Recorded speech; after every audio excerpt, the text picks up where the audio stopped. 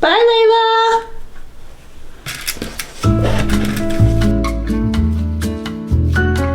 I have found the gift I'm going to sew for people for Christmas this year. This is just like last year when I made the mason jar cozies and I was like, ooh, I am onto something with this. This year I have found the thing. I mentioned recently in the apron video, I wanted to try to make bowl covers, like washable, reusable bowl covers. And so, look how cute.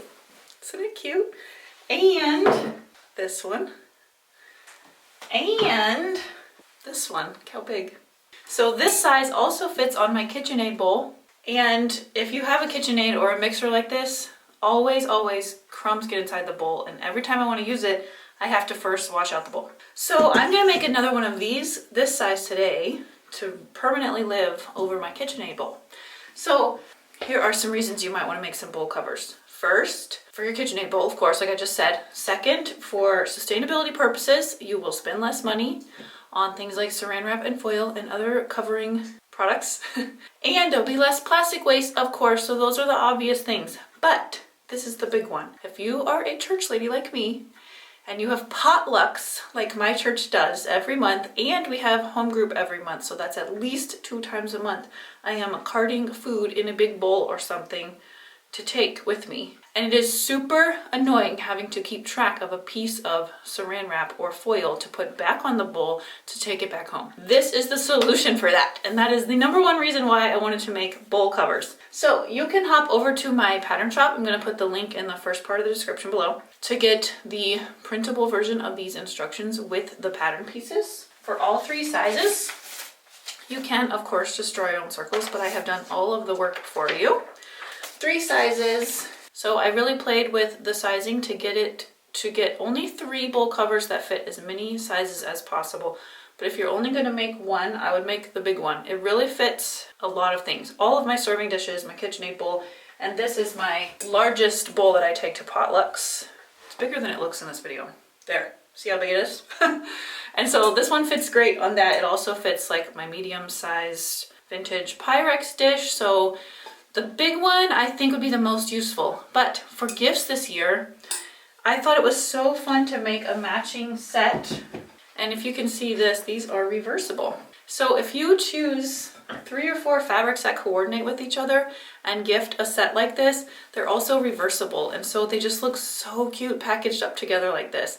And so when I was designing this pattern, I looked at a lot of bowl cozies from different brands and stores and sellers and tutorials. And a lot of times they are simply hemmed. If you've ever tried to hem something that's circular, it usually does not look nice. Even if you are experienced, it's really hard to get a curve to look nice. And if it does look nice, it was really fussy to do. And some of them also had, instead of being double-sided, they just had 1 piece of fabric and then you have to sew on a bias tape casing. And so when I was making this, I knew I wanted to make them for gifts, and so I knew I wanted to make them fast, but also look really nice. And so that's why I landed on the 2 fabric version that has a very simple elastic casing. This is fuss free. I swear there are only like 3 or 4 steps to this. They are super fast to make. So let me show you how to do it. Wait, I'm Nikki. This is Pin Cut Sew. Sometimes I forget to say it. I'm so glad you're here. Welcome. If you like this video, click the like button and be sure and subscribe so you don't miss future tutorials and sewing chats. So let's get to it. Okay, all you need for this is 2 pieces of fabric. All of the sizes are fat quarter friendly. So you can use fat quarters for any of these sizes. Otherwise, there is a little chart in the pattern with fabric requirements, but this is a great stash busting fabric. I don't know about you, but I have a lot of really fun and cute novelty fabrics in my stash, such as this funny breakfast fabric. Isn't it so funny? So this would be such a great project to just use those things up that aren't necessarily super versatile fabrics, but would be perfect for this. So I'm going to use this pretty vintage style print, and then I'm going to use this for the lining. If you don't have a very big stash, I recommend getting a couple yards of plain muslin fabric for the lining instead. It wouldn't be like cute on both sides, but you gotta do what you have, or you gotta work with what you have. So let me iron this really quick. All right, what I'm going to do with this pattern, see, I'm making the large one. I'm going to fold my fabric twice. I'm gonna fold it this way, and I'm gonna fold it this way. So in half twice. Oh, needs to be bigger. I have like a cut out of it right here, so I want to make sure. Hope I have enough. Barely, goodness. Okay, there. So your pattern pieces will have nice markings on them, but you want to put both straight edges on the folds. So you have folded it twice, and this is where your pattern piece goes. We're going to cut it out. This big size fits bowls that are from 9 to 12 inches in diameter. So that's a pretty big variety of bowl sizes. Yesterday I had pretty much every bowl we own in my sewing room. For research, you know, so it's a good thing nobody wanted to sew anything. Okay, so when you open that out, it becomes a circle. Now I'm gonna do the same thing. I have this cool blue linen. Let's see if I have a big enough piece. I might not. Might have to pick something else. Darn, that would have looked so pretty. Okay, I like this one. This was my second choice anyway. So this is a fat quarter. It's folded in half twice. I'm going to do the same thing with my lining. Okay, so now I have two circles. I'm going to place them right sides together, and I'm going to stitch around the edge in a 1/4 inch seam. However, I want to leave an opening, about 3 or 4 inches open, for turning. So when I'm turning something and I need to remember to stop, I like to put 2 pins in the spot where I'm going to stop. Saves me from a lot of seam ripping, because I will inevitably just keep sewing, sew my hole right closed. Okay, so here I go. I'm going to start here, sew around to here, in a 1/4 inch seam. All right, I have sewn my pieces together. Now I'm going to turn them right side out. I like to use a chopstick for this. I'm going to get the edges nice and neat and then go press them flat. Okay, when I come to this part where I have my opening, I'm just going to fold under that 1/4 inch the best that I can and press it as if I had sewn it. Okay, so here is my pressed edge, and you can see that I have pressed under this section that's left open for turning, and I'm going to go top stitch 1/8 of an inch around the entire circle, except this time I'm going to leave just a 1 inch opening inside of this opening that I already left, because this will be how I insert my elastic in a minute. So I'm going to start here and go 1/8 of an inch all the way around and stop here, so that inside of this opening I already have, I'm leaving another tinier opening.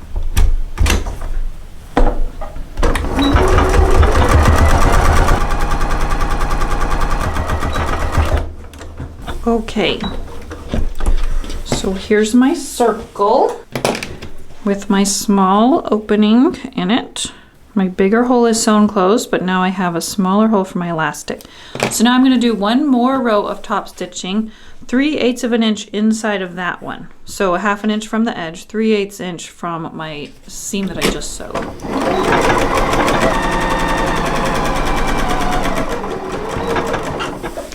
Okay, so that row of stitching goes all the way around with no opening. And now we're ready to thread some elastic through. So I'm using 1/8 inch elastic for this. I think it works best because it's the most like stretchy. If you use any thicker, it might not stretch all the way around something. But if all you have is 1/4 inch, that's fine too. But you would want to make a 1/2 inch casing instead of 3/8. So let's see, my chart says I'm going to cut my elastic 22 inches. Can always adjust afterwards. Now I need my little safety pin. Uh-oh. Should have known I would be able to keep track of that. Oh, I got it. I'm going to attach my safety pin to one side and insert the safety pin into, here it is, my opening, and thread it all the way around. Also with 1/8 of an inch elastic, it's not such a big deal if it gets twisted, because you won't notice as much as you would with like a 1/4 inch elastic. So I haven't even been checking to see if it's twisted, but I don't think I would notice if it was. It's almost more like elastic cord. Okay, because this is round, your elastic will bunch up kind of at the bottom, but that's okay. We'll fix that in a minute. Okay, this is the other reason I like to use the skinny elastic, because if you've ever tried to sew the ends together, it is really fussy and hard. So I just like to tie them. And I added length to the elastic measurement so that I have space to tie them, and this is just so much easier. So I'm gonna make a knot, maybe. Oh gosh. I just said it was easier and then I can't even make a knot. Okay. And then pull it tight. And now I can trim off the ends and pop it inside of my casing. Then you want to adjust the elastic so that it's evenly spread out. You might at this point also want to try it on whatever bowl it is you're making this for. So let's see if it fits my mixing bowl. It sure does. Look how cute that looks.